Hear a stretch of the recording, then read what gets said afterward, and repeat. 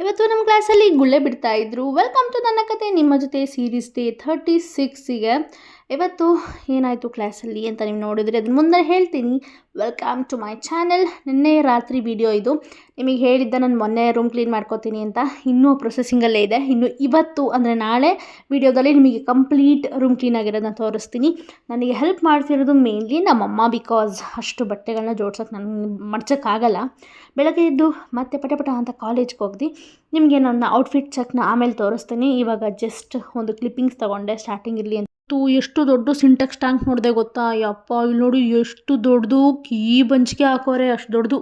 ನಮ್ಮ ಕ್ಲಾಸಲ್ಲಿ ನೋಡ್ರಿ ನಮ್ಮ ಹುಡುಗಿರು ಟೈಮ್ ಪಾಸ್ ಮಾಡೋಕ್ಕೆ ಏನೇನೆಲ್ಲ ತಂದವರು. ಇದಕ್ಕೆ ಏನು ಹೇಳ್ತಾರೆ ಅಂತ ನಂಗೆ ನಿಜವಾಗ್ಲೂ ಗೊತ್ತಿಲ್ಲ, ಅದ್ರ ಹೆಸರು ಗೊತ್ತಿಲ್ಲ. ಬಟ್ ಗುಳ್ಳೆ ಬಿಡೋದು ಅಂತ ನಾವು ಕರಿತೀವಿ. ಅದಾದಮೇಲೆ ಕ್ಯಾಂಟೀನಲ್ಲಿ ಮಧ್ಯಾಹ್ನ ಊಟಕ್ಕೆ ಹೋಗಿದ್ವಿ. ನಮ್ಮೆಲ್ಲರಿಗೂ ಮೇಘಾ ಊಟ ತಿನ್ನಿಸ್ಬಿಟ್ಲು.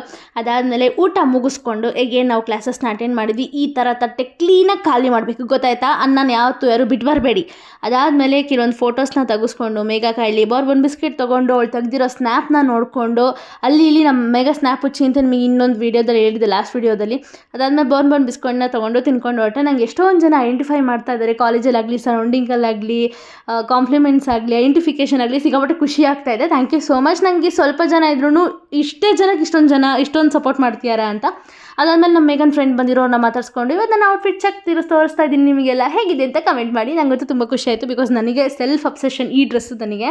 ಅದಾದಮೇಲೆ ಮೇಘನ್ ಪಾಸ್ಪೋರ್ಟ್ ಸೈಜ್ ಫೋಟೋ ತಗ್ಸೋಣ ಅಂತ ಹೋದರೆ ಅಲ್ಲಿ ಬರಲೇ ಇಲ್ಲ ಅವರು. ಕೂತು ಸಾಕಾಗಿ ತಿರ್ಗಾ ಇನ್ನೊಂದು ಸ್ಟುಡಿಯೋಗೆ ಹೋಗಿ ನಮ್ಮ ಮೇಘ ಗೊತ್ತಲ್ಲ ಒಂದು 5-6 ಸತಿ ಅವ್ರ ಕೈಲಿ ಫೋಟೋ ತೆಗೆಸ್ಬಿಟ್ಲು. ಅಣ್ಣ ಇದು ಚೆನ್ನಾಗಿಲ್ಲ ಅಂತ. ಸೊ ಫೈನಲಿ ಯಾವುದೋ ಒಂದು ಫೋಟೋನ ತೆಗೆಸ್ಕೊಂಡು ಮನೆಗೆ ಬಂದು ನಾನು ಸ್ವಲ್ಪ ಅಮ್ಮ ಕೊಟ್ಟಿದ್ದೇನೋ ಒಂದು ಜ್ಯೂಸ್ನ ಕುಡ್ಕೊಂಡು ತಂಪಾಗಿ ಮಲ್ಕೊಂಡ್ಬಿಟ್ಟೆ.